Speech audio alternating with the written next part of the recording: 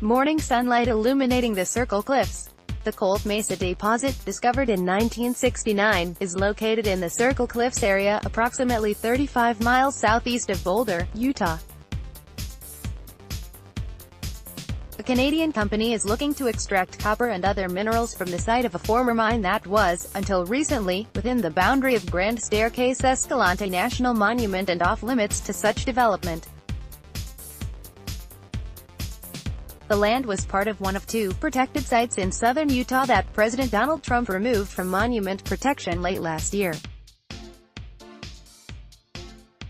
Glacier Lake Resources Inc., a Vancouver-based copper and silver mining firm, announced the acquisition of the Colt Mesa deposit in a press release last week, noting that the area recently became open for staking and exploration after a 21-year period moratorium. The company is moving forward with an effort to mine copper, cobalt and other minerals from the approximately 200-acre parcel. President Bill Clinton established the Grand Staircase Escalante National Monument in 1996. In December, Trump cut the 1.87 million-acre site, the largest land national monument in the country, roughly in half.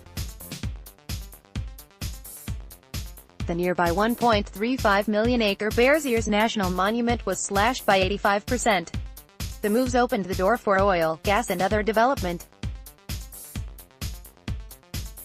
The Glacier Lake Resources announcement signals the first threat of new mining on land cut from either national monument. The Colt Mesa mine, pictured here on Monday, operated intermittently in the 1970s. Glacier Lake Resources Inc., a Vancouver-based mining firm, has acquired mineral rights and is moving to begin extracting copper, cobalt and other minerals. Colter Hoyt, a backcountry guide and longtime advocate for protections for Grand Staircase Escalante, told HuffPost he visited the mine site Monday and found new stakes in the ground and a fresh hole where company workers accessed the sealed-off mine. A metal gate and lock have been installed over the hole to keep the public out. Hoyt said the area around the mine is key to the area's tourism economy. Visitors use the dirt road that leads to the site to go hiking, canyoneering and rock climbing. He said he can't imagine watching mining vehicles driving back and forth along the road and fears this will be the first of many instances of national monuments being sold off to extraction companies. Located in the Circle Cliffs area, approximately 35 miles southeast of Boulder, Utah, the Colt Mesa deposit was discovered in 1968. Along with copper, it contains cobalt, zinc and nickel. A mine opened at the site in 1971 and operated on and off until 1974, when it was shut down due to a lack of water, according to a 1975 geological report by a master's student at the University of Utah. SAF Dillon, president and CEO of Glacier Lake Resources, told HuffPost over email that the firm is in the very early stage of assessing the property. Asked about monument supporters' concerns about the impact mining could have on tourism and the environment, Dillon said, "The target is a high-value, underground scenario with modest disturbance." Dillon declined to provide details about the size of the property or the vendor with whom the company has entered into an agreement to ultimately purchase mineral rights, saying that information has not been publicly disclosed.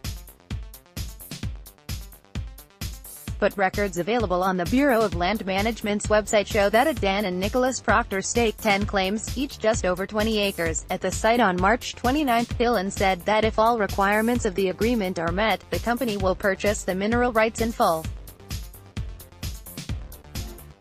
Glacier Lake Resources has agreed to pay the vendors $120,000 over a 2-year period, plus 1 million common shares of its stock, currently valued at around $45,000.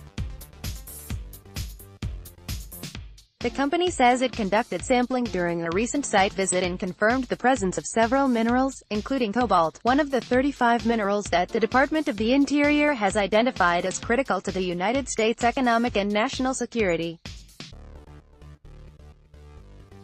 Cobalt is used in rechargeable batteries, airbags and superalloys in gas turbine engines.